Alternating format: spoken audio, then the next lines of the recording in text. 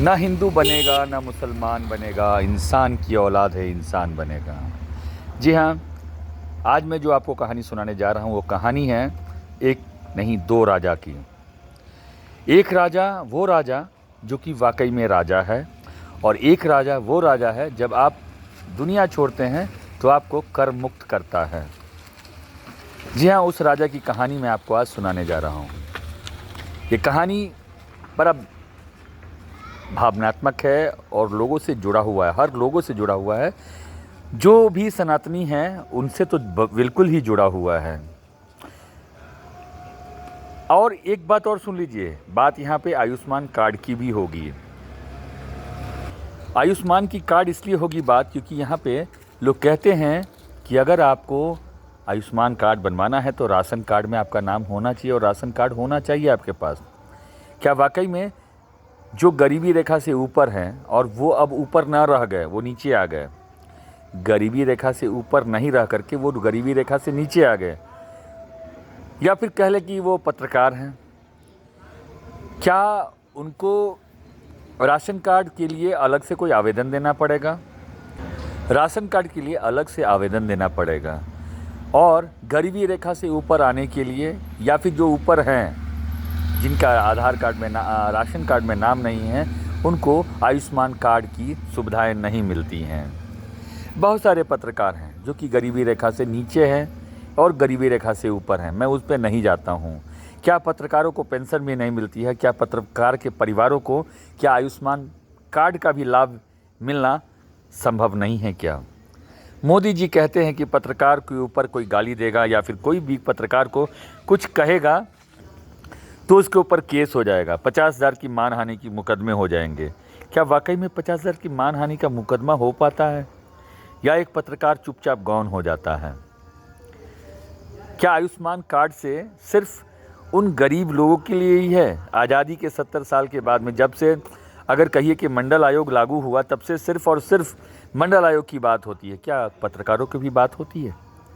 क्या उन पत्रकारों की भी बात होती है जो पत्रकार आपके लिए खबरें चला रहे हैं और वो आयुष्मान कार्ड से भी वंचित हैं?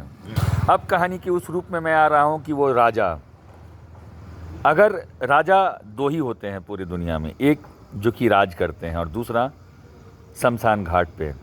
उस शमशान घाट पे वैसे राजा हैं जो राजा आपको कर मुक्त करते हैं, जो अपने संसार में जो भी गलतियाँ की हैं, जो भी आपको हस्र हुआ है, उस हस का जब आप जाते हैं शमशान घाट में तो आपको वहाँ पे सीधे सीधे तौर पे एक राजा मिलते हैं जिनको आप पहचानते नहीं हैं, और बिना जाने पहचाने उस राजा के पास में आप गिड़गिड़ाते हैं, गुहार लगाते हैं कि आप अग्नि दे दें।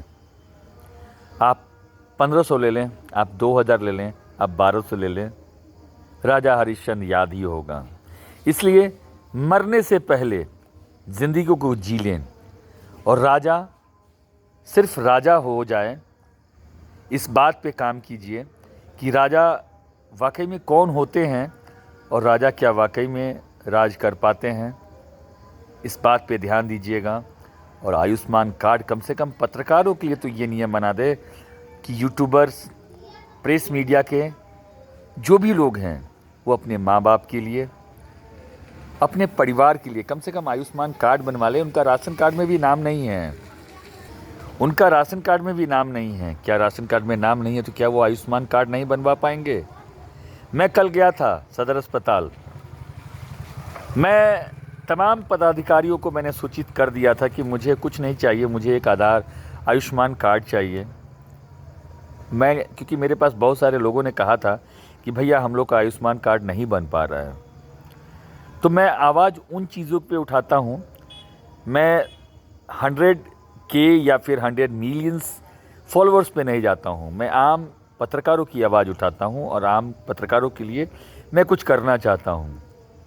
क्या वाकई में पत्रकार एकता जिंदाबाद हम लोग जो नारे लगाते हैं कभी वर्ल्ड प्रेस डे के दिन में, या फिर पत्रकारिता दिवस के दिन में, या फिर वर्ल्ड फोटोग्राफी डे के दिन में, क्या हम सब एक नहीं हैं?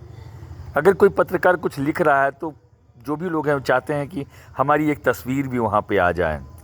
तो हमारे वो सभी भाइयों के लिए फ़ोटोग्राफ़ी जर्नलिज्म जो भी करते हैं, चाहे वो वीडियो मेकर्स हों, माने यूट्यूबर्स हों, या फिर स्ट्रीम मीडिया के लोग हों, क्या अंजना कश्यप, क्या श्वेता सिंह, क्या सुधीर चौधरी, क्या आयुष्मान कार्ड उनके पास है या नहीं? ज़रा ध्यान दीजिएगा। और क्या सरकार उन पत्रकारों के लिए जो आपके लिए निष्पक्ष पत्रकारिता कर रहे हैं, क्या उनके लिए आपने कभी कोई ध्यान दिया क्या? ये बात हाजीपुर से उठ रही है, लेकिन पूरे भारत के पत्रकारों के लिए ये बात उठी है। और आप लोग ज़रा सोच समझ करके पत्रकारिता कीजिएगा। क्या वो नेता मंत्री बार बार पेंशन पाएंगे और हम सिर्फ टेंशन पे टेंशन पाएंगे, और हमें उन सुविधाओं से भी वंचित कर दिया जाएगा जो सुविधा के हम हकदार हैं। बहुत सारा नेतागिरी करने से काम नहीं चलता है। नेतागिरी उस चीज़ पे कीजिए जो लोगों को ज़रूरत हो। नमस्ते पत्रकार, नमस्ते वीडियो मेकर्स, नमस्ते मेरे तमाम भारत के, वर्ल्ड के प्रेस। Thank you. मिलता हूँ। Good night. और सोनपुर मेला में आप सभी का स्वागत है। भूत बंगला और जादूगर आप लोगों के लिए बिल्कुल मुफ्त है। आप पूरे परिवार के साथ आएँ और उसको ज़रूर देख जाएं। मेरे तरफ से रहेगा, आप लोग ज़रूर आएँ। Thank you.